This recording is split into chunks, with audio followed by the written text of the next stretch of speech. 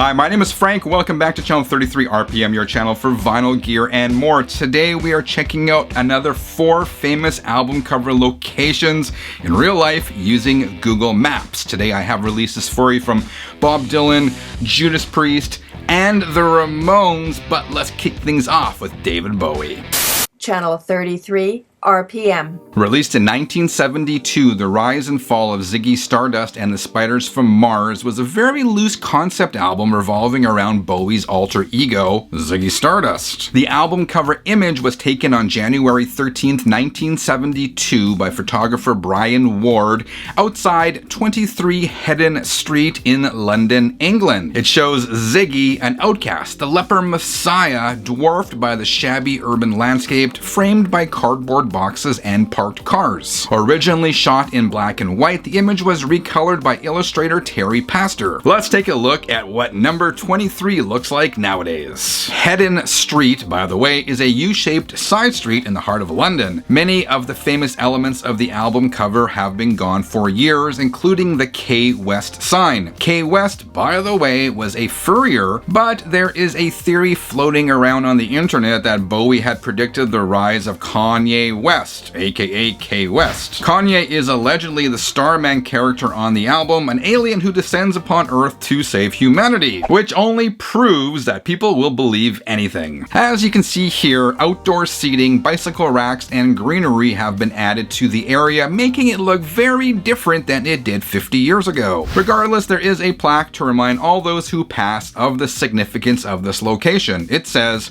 "This marks the location of the cover photograph for the iconic David Bowie album, The Rise and Fall of Ziggy Stardust and the Spiders from Mars." Next, we have Judas Priest's Sin After Sin. I've had this record for years, ever since I was a little kid, but I only recently learned that this mausoleum on the front cover actually exists. Released in 1977, Sin After Sin was Judas Priest's 3rd album and the band's first on Columbia Records. It was produced by Deep Purple bassist Roger Glover, who encouraged the band to include a cover of the Joan Baez song Diamonds and Rust. It was Priest's second attempt at recording the song. The earlier version was later released by Gull Records. Now, let's check out that mausoleum. The building is located on the grounds of Putney, Vale Cemetery in London. The mausoleum was built in 1910 for Colonel Alexander Gordon, who was the owner of Niles Tool Works in Ohio, USA. At some point, Colonel Gordon returned to England where he died. You can see the mausoleum right there in the corner, a stone's throw from that church. It's a large structure, but apparently the Colonel or his ghost are the only ones in there. You'd be damned to catch me strolling through this graveyard after dark, but the history behind all these graves must be incredible. I'll show you a better view so you can see how the mausoleum compares to the album cover. As you can see, aside from the addition of the skull over the door, the shadows of that woman and that man, and the words Sin After Sin, the mausoleum is pretty much unchanged on the album cover. For whatever reason, I always assumed the image was purely fictional, but obviously not. Honestly, I don't know how I would feel if my grave made the cover of an album called Sin After Sin, but I suppose the Colonel really didn't have any say in the matter. If you're digging this episode, make sure to check out my other music history videos. I will leave a link below this video. Also, if you haven't subscribed, I would appreciate it. This next one is by request. Let's take a look at the artwork for the Freewheelin Bob Dylan. Released in May 1963, the Freewheelin Bob Dylan was Dylan's second studio album. It opens with Blowin' in the Wind, which became an anthem of the 1960s and an international hit for Peter, Paul, and Mary. The album cover features a photo of a 21-year-old Dylan and his then girlfriend Suze Rotillo. New York Times critic Janet Maslin once wrote that the photograph inspired countless young men to hunch their shoulders,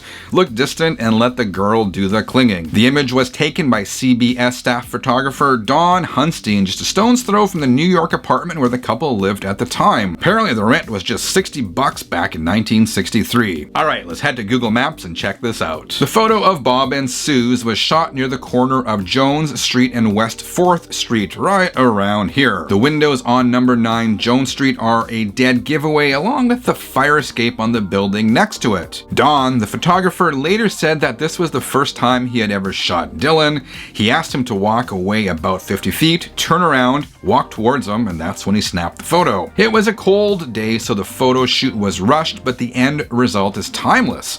You can't argue with that. After all, we're still talking about it 5 decades later. By the way, if you have visited any of these locations in real life, let me know in the comments below. It'd be fun to get a first-person perspective of some of these locations. Next, and this is a good one, this is the Ramones Rocket to Russia. Released in 1977, Rocket to Russia was the Ramones' third album and the last with drummer Tommy Ramone, who left in 1978. While it wasn't the breakthrough success some had hoped for at the time, Rocket features Ramones staples like Cretin Hop, Rockaway Beach, and Sheena is a Punk Rocker. Let's check this out. For the cover, manager Danny Fields photographed the band in the alley behind the legendary New York City music venue CBGB's. He wanted to capture the same feel as the Ramones' self-titled debut without being an exact copy of it. The hot pink lettering on the cover was Fields' idea too. It became known as Punk Pink. Before we check out the alley, let's take a look at where the famous CBGB's used to be. In the 1970s, the music venue was home to bands such as Blondie, the Talking Heads, and of course the Ramones. It closed in 2006, and as you can see here, is now occupied by John Varvatos Fashions,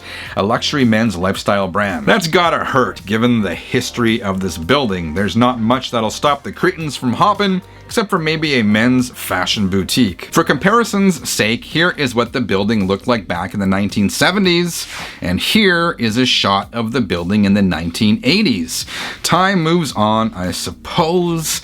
Now let's move to the back of the building where the Rocket to Russia cover was shot. This short little strip of road actually has a name. It's called Extra Place, and it's located off 1st Street. I'm sure the family here has no idea they are walking on punk rock holy ground, or maybe they do and that's why they're there. Who knows? As you can see, the wall the band members slouched against for the cover shot is still standing, but the other side of the alley has changed considerably with the construction of the Avalon Bowery Place apartment complex. If this alley could talk, I'm sure it would have some amazing, albeit crazy stories to tell. Don't leave just yet. Make sure to check out some of my other music history videos. I will leave a link below this video.